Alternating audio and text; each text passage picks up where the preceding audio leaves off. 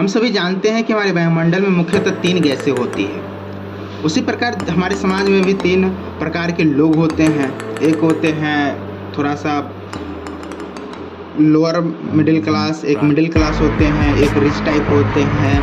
तो ये जो लोअर मिडिल क्लास होते हैं ना, वो उनको काम धाम तो कुछ रहता नहीं है, बस दिन भर खा के पड़े रहेंगे, जिस कारण से उनके वजन बढ़ जाता है। और वो चाहेंगे कि हमारा समाज को हमेशा गर्म किसी न किसी कारण बस उलझा के रखेंगे, समाज को हमेशा गर्म करके रखेंगे, माहौल को हमेशा गर्म करके रखेंगे।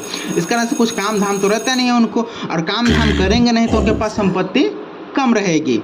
उसी प्रकार हमारे भाई साहब ये कार्बन डाइऑक्साइड है, इनके पास कुछ काम धाम तो है नहीं, इसी कारण से ये भारी गैस होते हैं। और ये गैस कार्बन डाइऑक्साइड हमारे वायुमंडल को गर्म रखता है, हमारे पृथ्वी को गर्म रखने में कार्बन डाइऑक्साइड का योगदान ज़्यादा है।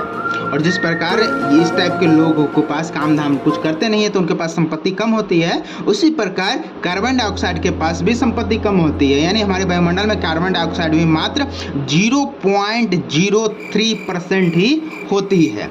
उससे ऊपर आते हैं तो होता है ऑक्सीजन, यानी मिडिल क्लास टाइप लोग। मिडिल क्लास टाइप लोग क्या होते हैं, वो नहीं चाहते हैं कि कोई उनसे आगे बढ़े, इसलिए वो हमेशा आग लगा के रखेंगे। जैसे ही कोई आगे बढ़ना चाहेगा कुछ ना कुछ में उलझा देंगे, आग लगा के रखेंगे। तो ऑक्सीजन का काम क्या होता है, आग लगा के रखेंगे। और मिडिल क्लास थोड़ा बहुत कमा लेते हैं ठीक ठाक, तो उनके पास ठीक ठाक संपत्ति होती है। इसी प्रकार ऑक्सीजन के पास भी 20.95 लगभग 21% कह सकते हैं हमारे वायुमंडल में ऑक्सीजन होता है। यानी आग लगाने का काम कौन करता है, ऑक्सीजन। भारी गैस कौन सा होता है, वही बिना काम धाम वाला, हाँ, कार्बन डाइऑक्साइड। और ये हमेशा माहौल को गर्म करके रखता है, यानी हमारी पृथ्वी को गर्म करके कौन रखता है, कार्बन डाइऑक्साइड। कुछ काम धाम रहता नहीं है, इसीलिए इनका वेटेज कम है, मात्र 0.03%।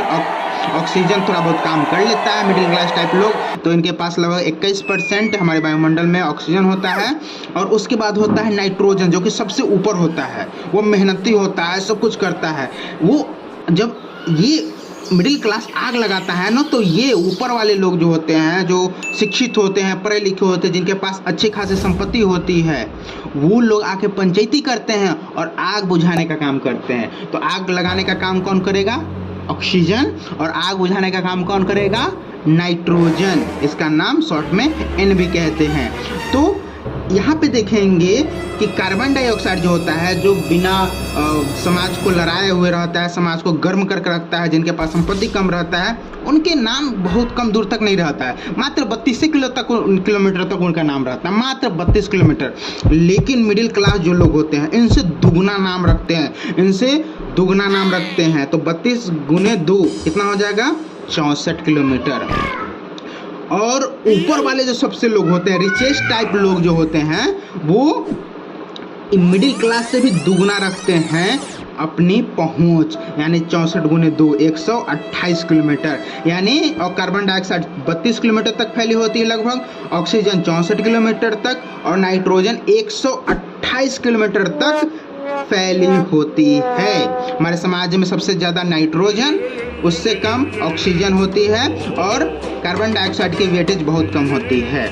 यहाँ पे एक चीज़ और देखेंगे कि ऑक्सीजन जो होती है वो ज़्यादातर मात्रा में 16 किलोमीटर तक ही पाई जाती है। कितने किलोमीटर, 16 किलोमीटर तक ही वो पाई जाती है। और कार्बन डाइऑक्साइड मोटा के भारी हो जाता है, इस कारण से ज़्यादातर ये 90 mm तक ही पाई जाती है।